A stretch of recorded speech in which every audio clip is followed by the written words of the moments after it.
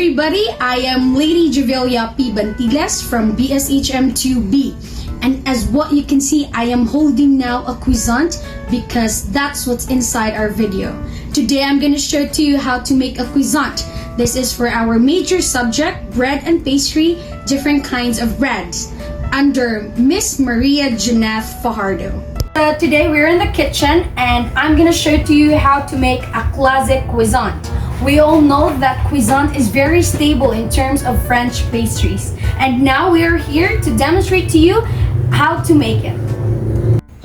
So the first thing that I did was to follow the mise en place, which means to prepare all the ingredients here before I proceed to the dough making. So I have here all the ingredients and the equipments that I'm going to use, which are the flour, the butter, the milk, the yeast, the salt, the sugar, and the equipment and utensils are hand mixer, a baking sheet and a baking pan, a measuring cups and spoons.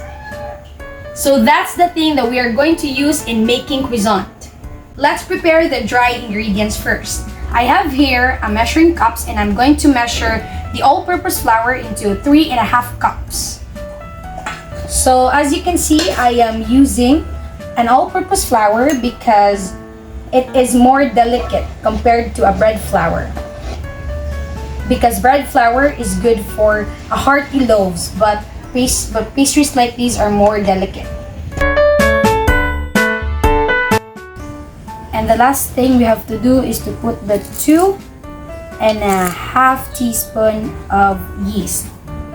And using a hand mixer, we're gonna mix this thing up using the kneading size of this.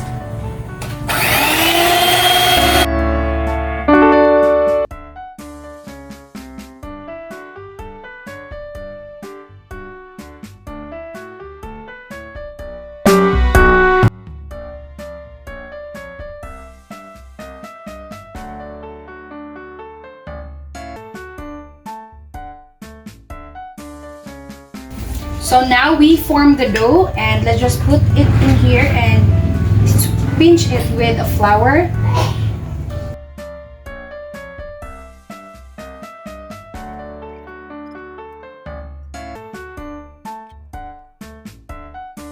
The dough making, it is called the trompe. And right now, what we're gonna do is that to cover it with a tea towel, just to make sure that the dough is still can be able to breathe or receive the air from the outside, and it has a really good ferment. And then I'm going to cover it with a plastic wrap on top just to deform the shape, to hold on the shape that we are looking for.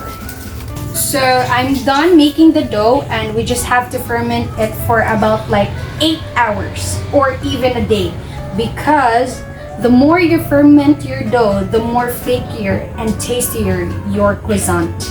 I'm done making the dough and we're gonna put it in a room temperature and let's set it for more than 8 hours. So right now we're gonna do a bimage, which means a butter. So this is for the filling of the croissant. So we just have to put the butter in a plastic wrap. So now we are done doing the bimage and we're gonna put it in the refrigerator and we're gonna use it until the croissant rise.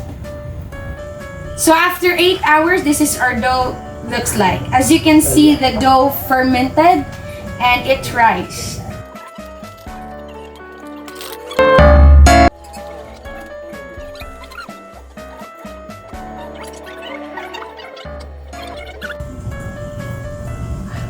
So the next thing we're gonna do is to get a rolling pin and trying to roll it out in a dough so that the gas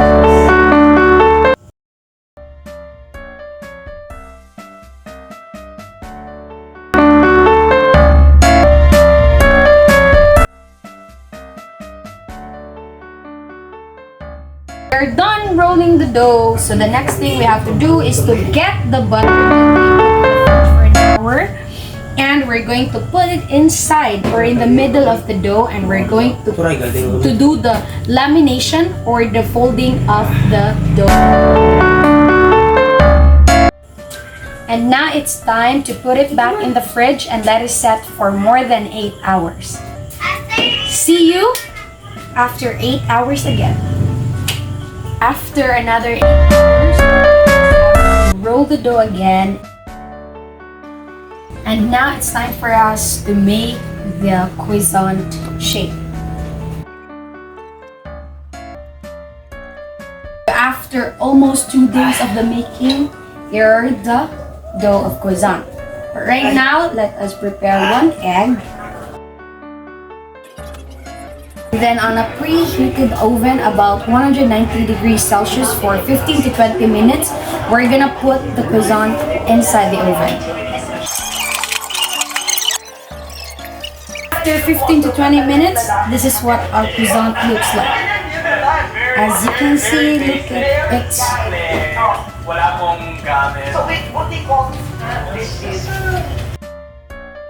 And right now, let's ask those people around me, which is my family, and let them do the taste test. Now I'm gonna try at the LG's croissant. I like the color and I think she put a lot of time and effort into this. I'm gonna try it with chocolate. Kay, namin siya with chocolate. Di ba tayo nang...